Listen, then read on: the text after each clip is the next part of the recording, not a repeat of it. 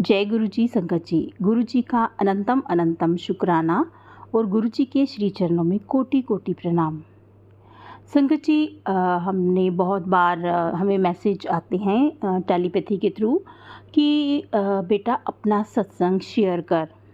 मतलब गुरु जी हमें निर्देश देते हैं कि अपना सत्संग शेयर करो। गुरु जी अपने भक्तों को हमेशा ये प्रेरणा देते थे कि वह अपने अनुभवों को, जो भी उनके साथ हुए हैं, दूसरी संगत के साथ साझा करें। उन्होंने कई बार अपनी संगत से कहा कि अपना सत्संग सुनाया करो, इससे औरों का भी भला होगा। तो इसके पीछे सिर्फ एक मतलब गुरु जी का निर्देश नहीं, बल्कि एक गहरी आध्यात्मिक सोच और एक उद्देश्य यानी एक कारण छिपा हुआ था।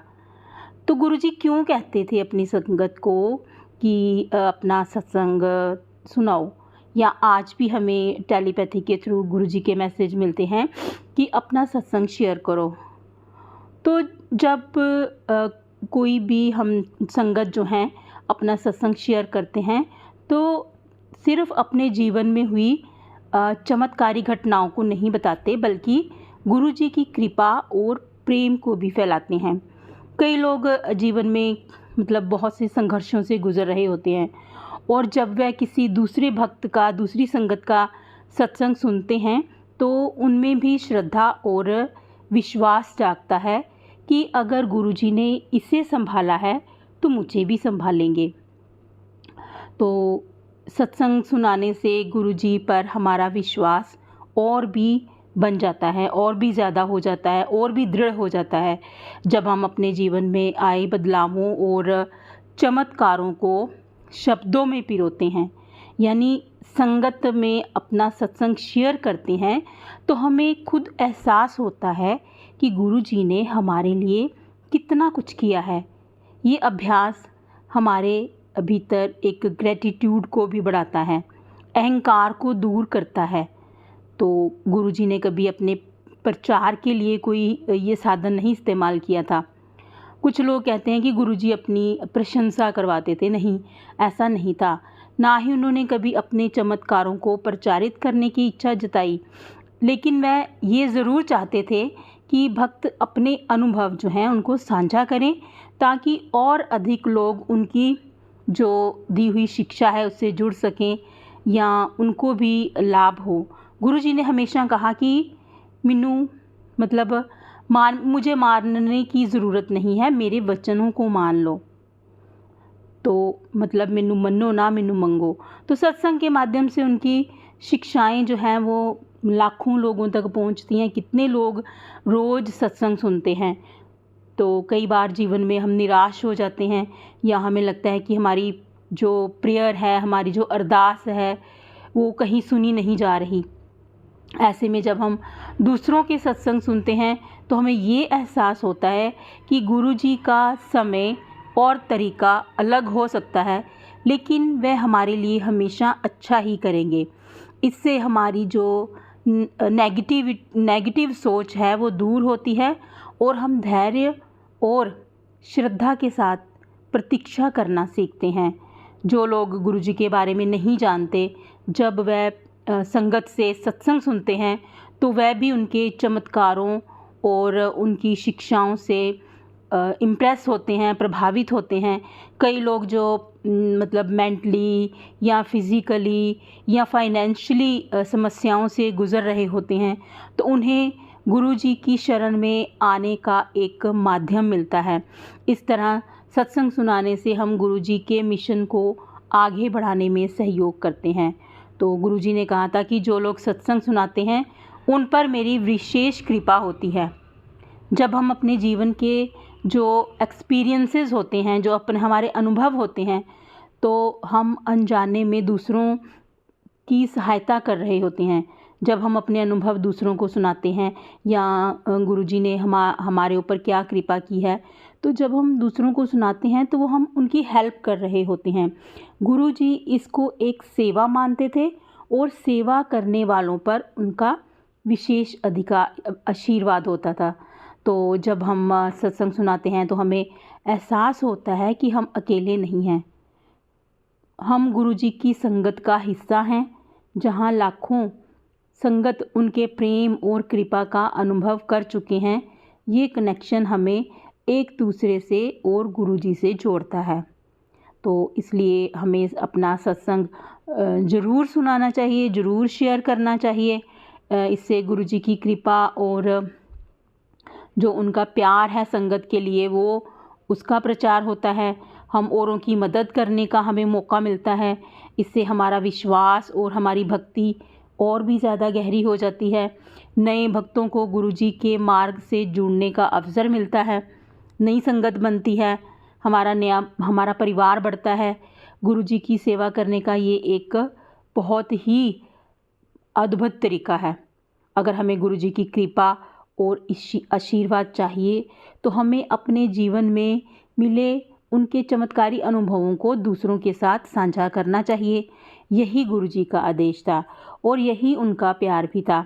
सत्संग सिर्फ एक कहानी नहीं बल्कि एक माध्यम है गुरुजी के आशीर्वाद को पाने का और बांटने का। इसलिए सत्संग सुनाओ, संगत बढ़ाओ और गुरुजी जो हमारे ऊपर प्रेम बरसाते हैं, जो हम पर कृपा करते हैं, उसका प्रचार करो ताकि गुरुजी की संगत, हमारा परिवार और बढ़े और जितने जो परेशान लोग हैं हम उनकी कुछ काम आ सकें, उनकी सहायता कर सकें, उनकी हेल्प कर सकें, उनका मार्गदर्शन कर सकें। यही गुरुजी का उद्देश्य है।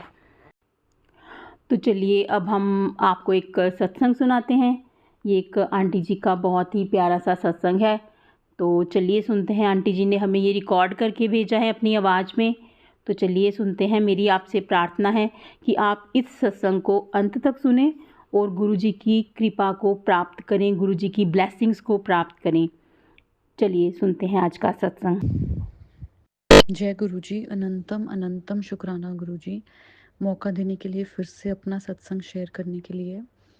ये सत्संग बहुत ही ब्यूटीफुल सत्संग है मेरी लाइफ का। और सत्संग छोटा है बताने में, बट इसकी महिमा इतनी बड़ी है, इतनी बड़ी है और इतना सुंदर सत्संग है ये। तो हुआ ऐसे था कि फरवरी 2023 में मैंने गुरुजी से एक बार बोला कि जब भी मेरी शादी होगी तो जो भी चुन्नी हमारे में कल्चर में पहले चढ़ाते हैं, तो जो भी चुन्नी मुझे चढ़ाई जाएगी वो मुझे चुन्नी आपसे चाहिए। और मेरे बहुत ये दिल के अंदर ना डीप लाइक मेरी इच्छा हुई। तो मैं गुरुजी से हमेशा यही बोलती थी कि गुरुजी चुन्नी आपसे चाहिए। हालांकि मेरी शादी की बातें कोई आसपास थी नहीं, बट बस मेरे मन में एक भाव आया बहुत स्ट्रॉन्ग और मैंने गुरुजी से ऐसा कहा। बस फिर मैं कह के भूल गई।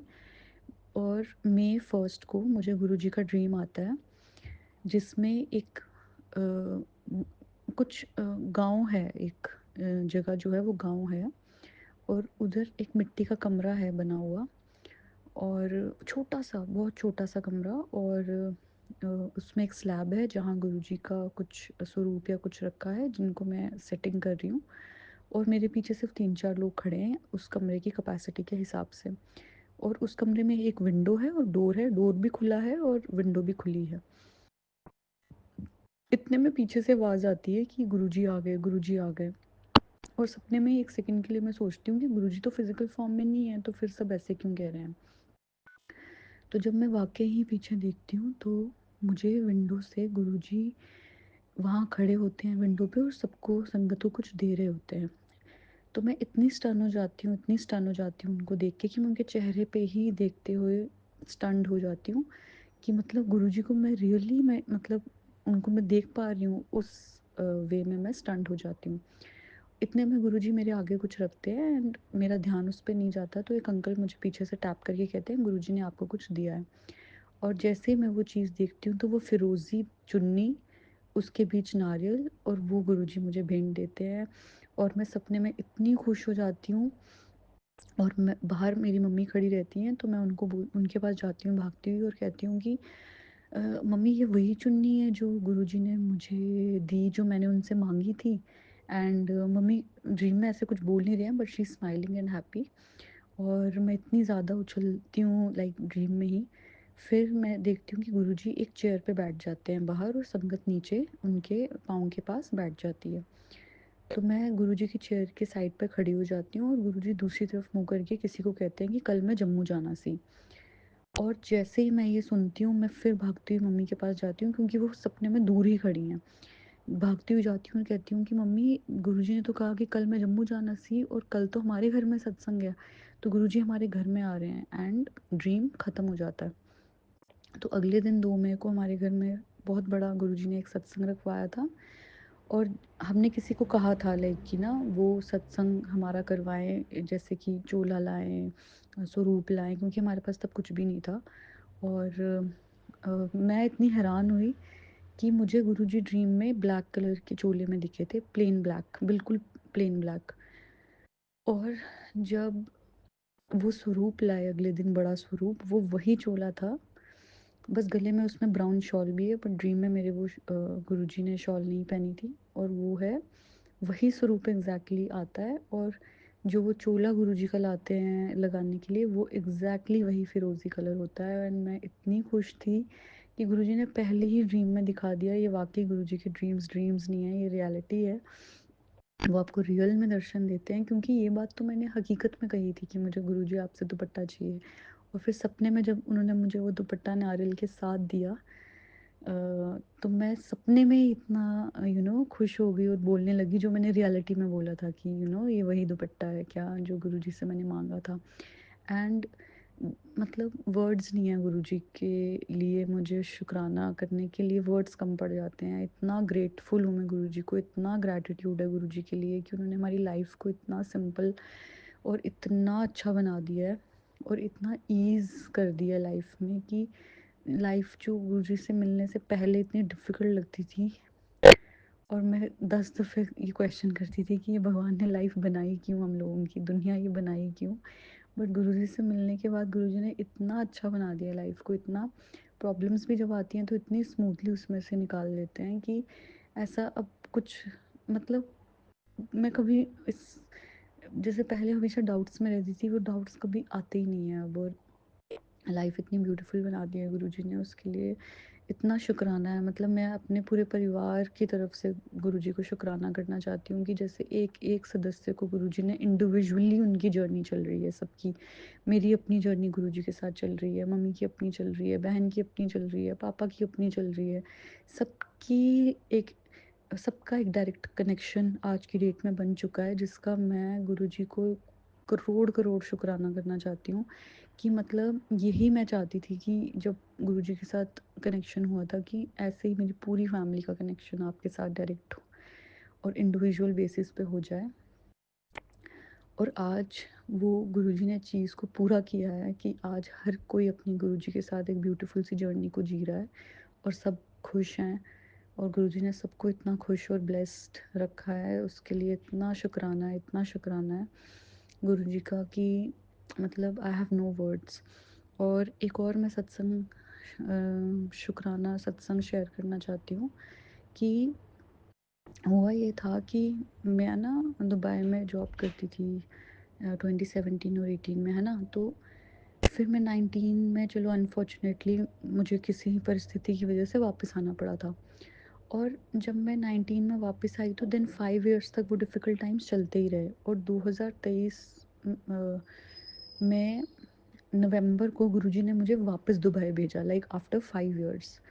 और जब मुझे गुरुजी ने दुबई भेजा, तो अभी नवंबर में 6 नवंबर को मैं आई थी दुबई।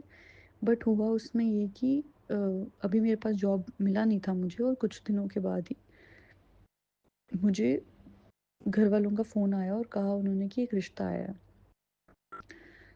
लड़का कनाडा में है, एंड फैमिली भी बहुत अच्छी है, एंड बहुत हमारे क्लोज़ जो फ्रेंड्स हैं उनकी इमीडिएट इमीडिएट फैमिली के लोग हैं, तो वो बहुत अच्छे से उनको जानते हैं, एंड फैमिली बहुत अच्छी है, जैसे हमें चाहिए था लड़का, जैसे हमें फैमिली चाहिए थी।